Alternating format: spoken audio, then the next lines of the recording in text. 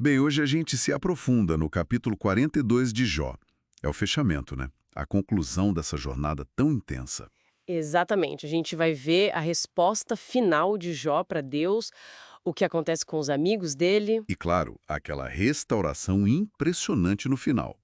Vamos lá, então? Vamos. O capítulo começa com Jó respondendo a Deus, depois daquela teofania toda, né? Sim, é a confissão dele. Versículos 2 e 3. Ele diz: sei que podes fazer todas as coisas, nenhum dos teus planos pode ser frustrado. É uma admissão de poder total de Deus. E logo em seguida ele reconhece: falei de coisas que não entendia, coisas tão maravilhosas que eu não podia conhecer. Isso. E aí vem o ponto central para mim, no versículo 5. Meus ouvidos já tinham ouvido a teu respeito. Mas agora os meus olhos te viram. Essa passagem do ouvir para o ver é forte, né? É transformadora. Tipo, ele sai de um conhecimento de segunda mão, né? O que ele ouviu falar, a tradição, A religião formal, talvez. isso, e vai para uma experiência direta, pessoal. É a diferença entre ler sobre o mar e de fato mergulhar nele. Faz sentido. E isso leva ele ao versículo 6. O arrependimento no pó e na cinza. Que não é só um pedido de desculpas, eu acho. É um reconhecimento profundo da própria pequenez diante do que ele acabou de experimentar, de ver. A perspectiva muda completamente. E logo depois dessa fala tão pessoal de Jó, ahn, a narrativa muda o foco. Deus se volta para os amigos. Pois é, e não é para elogiar, né? Pelo contrário. Não mesmo. Deus fala direto para ele e faz, no versículo 7, estou irado contra você e seus dois amigos, Duro. porque vocês não falaram de mim o que era reto como o meu servo Jó. Isso me pega um pouco porque Jó questionou tanto, reclamou. Exato. E os amigos tentaram defender Deus com a teologia que eles conheciam. Mas parece que Deus valoriza mais a autenticidade de Jó, sabe? Mesmo na dor, na reclamação. Talvez principalmente ali. A honestidade brutal de Jó, a recusa em aceitar respostas fáceis que não batiam com a realidade dele, isso foi considerado reto.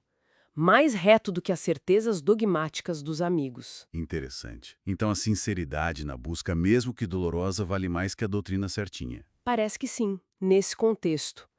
É sobre relação real com Deus, não só sobre ter as respostas teológicas corretas. E a consequência para eles é? Bem específica. Deus manda eles oferecerem sacrifícios e pedirem para Jó orar por eles. Olha a inversão. Total. Jó, que foi acusado e julgado por eles, agora é o intercessor deles perante Deus. E o texto diz que eles obedecem e Deus aceita a oração de Jó. Isso valida Jó de uma forma incrível. E é depois disso, né? O versículo 10 é claro. Depois que Jó orou por seus amigos, o Senhor restaurou a sua sorte O timing é chave aqui. e lhe deu em dobro tudo que possuía. Aí vem a lista. 14 mil ovelhas, 6 mil camelos. Os números são enormes. Dobro de tudo. E não só bens materiais. É verdade. Nova família. Mais 7 filhos, 3 filhas. E o apoio da comunidade voltando com presentes e tudo. Sim, a restauração é completa. Mas tem mais detalhes, né? Tem sim. Aquela parte das filhas, versículo 15. Além de serem as mais bonitas da região, o texto diz que seu pai lhes concedeu herança entre os seus irmãos. Isso é muito fora da curva para a época. Herança era coisa para os filhos homens. Exatamente. O que isso sinaliza pra gente? Olha, para mim, sinaliza que a restauração de Jó não foi só um voltar ao normal, ou até melhor que antes em termos de quantidade. Foi uma restauração que trouxe uma qualidade diferente, talvez até subvertendo normas sociais para mostrar uma bênção ainda maior. Uma plenitude que transcende o material e o esperado. Isso! E que culmina com ele morrendo idoso e farto de dias. Uma vida plena, completa, satisfeita. Não só longa, mas cheia. Então, pra gente amarrar. Vimos a transformação de Jó, do ouvir pro ver. Essa experiência direta. Vimos Deus corrigindo os amigos, valorizando a autenticidade de Jó. E essa restauração, que é dupla, mas também qualitativa, com detalhes como a herança das filhas. Exato.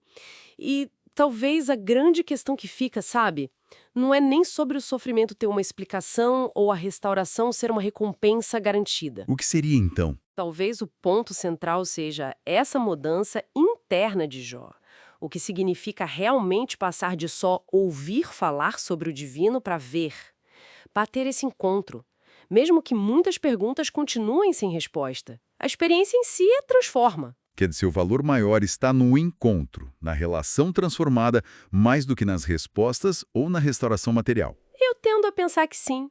O que é mais valioso no fim das contas? Ter todas as respostas fechadinhas ou ter a experiência direta, que te deixa talvez maravilhado, humilde e transformado mesmo sem entender tudo?